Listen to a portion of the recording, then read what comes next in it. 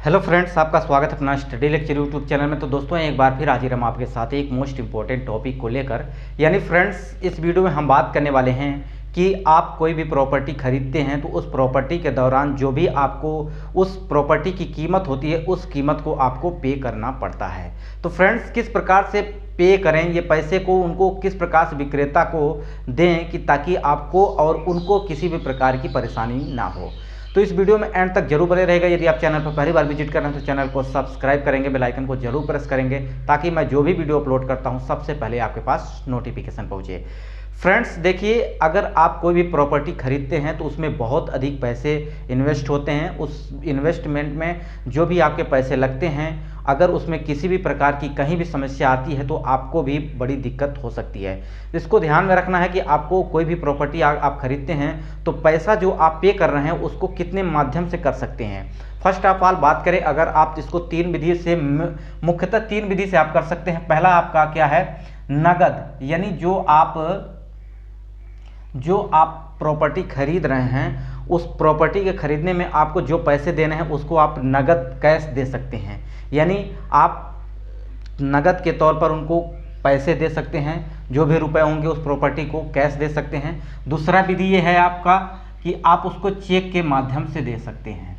ठीक है, चेक के माध्यम से आप जितनी भी प्रॉपर्टी है उसको जितना भी अमाउंट आ रहा है उस पूरे अमाउंट को आप एक चेक में दे सकते हैं। और तीसरी विधि ये होगी कि आप उसको ऑनलाइन पे कर सकते हैं। ऑनलाइन क्या है, ऑनलाइन आप इसको पे कर सकते हैं। अब देखिए, इसमें यह बात करेंगे सबसे आसान कौन सी विधि होती है जिसमें आपको पैसे देने में किसी भी प्रकार की समस्या नहीं होने वाली है। बात करें नगद देने में, नगद देने में क्या होता है कि इसमें प्रॉब्लम आ सकती है क्योंकि इसमें बहुत ज़्यादा नोटों की यानी करेंसी जो होगी उसकी संख्या अधिक होगी, उसको आपको गिनना होगा और उसको सुरक्षित एक अमाउंट होगा, उसको आप सुरक्षित ले जाना पड़ेगा। तो ये थोड़ा सा क्या हो सकता है, ये परेशानी हो सकती है। इसमें बहुत सुरक्षा की आवश्यकता होगी आपको। दूसरी बात करते हैं चेक का। तो चेक भी एक बहुत ही आसान विधि है। इसके माध्यम से आपको चेक में जो भी अमाउंट आ रहा है उस प्रॉपर्टी का या उस अचल संपत्ति जो भी है उसका जो भी अमाउंट आप तय कर रहे हैं लेने से पहले, तो उसको आपको वहाँ पे चेक के द्वारा आप दे सकते हैं। तीसरी विधि है ऑनलाइन की विधि, क्योंकि इस समय डिजिटल इंडिया का बहुत ही ज़्यादा स्कोप हो गया है। आप किसी भी माध्यम से डिजिटल पैसा को ट्रांसफ़र कर सकते हैं, यानी एक अकाउंट से दूसरे अकाउंट में ट्रांसफ़र कर सकते हैं। अब यहाँ पे हम बात करने वाले हैं कि जब आप कोई भी प्रॉपर्टी खरीद रहे हैं तो उस समय क्या आपको ध्यान देना होगा, क्या मुख्य बातें होंगी जिनको आपको ध्यान देना है। देखिए, आपने मान लीजिए कि ये आपका ये आपने प्लॉट इसको आपने खरीदा, ठीक है। अब ये प्लॉट आपने खरीदा और इस खरीदने से पहले आपको जो भी इसकी रेट तय होती है, इस पूरे रेट को तय होने पर आप उनको कुछ एडवांस में कुछ पैसे देने होते हैं।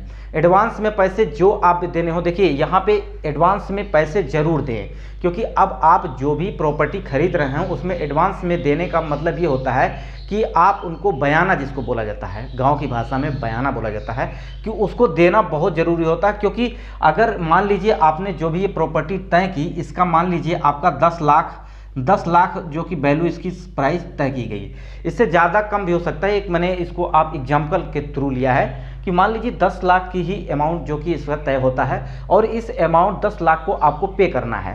तो इसमें आपको क्या करना होता है, कम से कम इसमें 1 या 2 लाख रुपए आप एडवांस में देते हैं।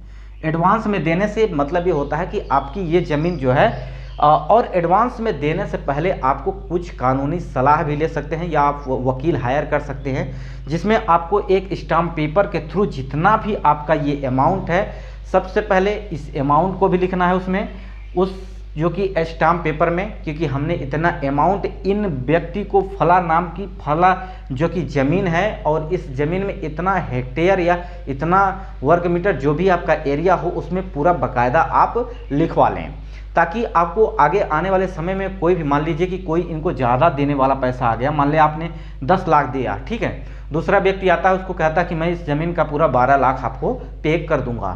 तो उसने क्या किया, आपने अगर एडवांस नहीं दिया है तो आपने अगर कागजी कार्रवाई नहीं की है तो वो व्यक्ति आपका पैसा लेके बैठ खा भी सकता है, यानी आपका पैसा गुम चला जाएगा। जिससे आपको सावधानी बरतनी होगी यहाँ पे कि जो भी पैसे आप दे रहे हैं उनका पूरा डाटा आप एक वकील हायर कर सकते हैं, वकील का सलाह ले सकते हैं, उसके माध्यम से ये सारे काम आप कर सकते हैं ताकि आपका कहीं भी पैसा फंसे ना।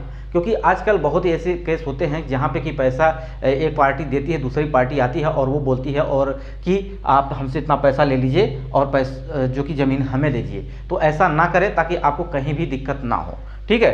तो ये आपको क्या करना है, ऑनलाइन या चेक या नगद किन्हीं भी विधि में आप पैसा दे रहे हैं, उसके पहले ये जरूरी है कि आप उस जमीन का या उस चल या अचल संपत्ति का आपको रजिस्ट्रेशन करवाना है। उस रजिस्ट्रेशन के तौर पर आपको क्या करना है, एक स्टाम्प पेपर लेना है, उस स्टाम्प पेपर पे आपको ये सारी बातें लिखवा देनी है, क्योंकि ठीक है। तो ये आप काम करेंगे, उसके बाद ही आप चाहे ऑनलाइन या चेक या नगद, चेक सबसे अगर हम बात करें तो ऑनलाइन प्रोसेस जो है कि सबसे बेस्ट है इन दोनों से, ठीक है। इन दोनों से बेस्ट है ऑनलाइन की आप इसके माध्यम से उनके सामने आप पैसा पे कीजिए अपना अकाउंट में मैसेज, जैसा कि आजकल सबके अकाउंट जो कि फ़ोन से कनेक्ट रहते हैं वहाँ पे मैसेज तुरंत आ जाता है, तो वो आसानी से आपको समझ में आ जाएगा।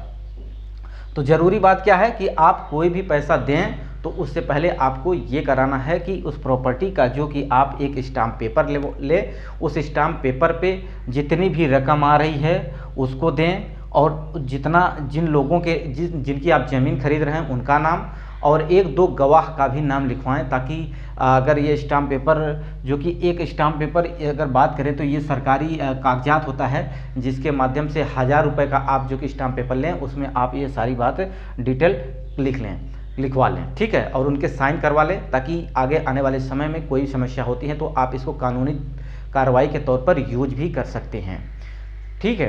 तो ये बात आपको समझ में आ गई होगी, आशा करते हैं ये सारी बातें आपको समझ में आ गई होगी। अगर किसी प्रकार की त्रुटि या किसी प्रकार की आपको क्वेरी है तो आप कमेंट बॉक्स में पूछ सकते हैं, वहाँ पे आपको सारी क्वेरी को सलूशन जरूर दिया जाएगा। तो वीडियो को ये कैसा लगा वीडियो कमेंट बॉक्स में जरूर बताइएगा। वीडियो को यहीं समाप्त करते हैं, नमस्कार।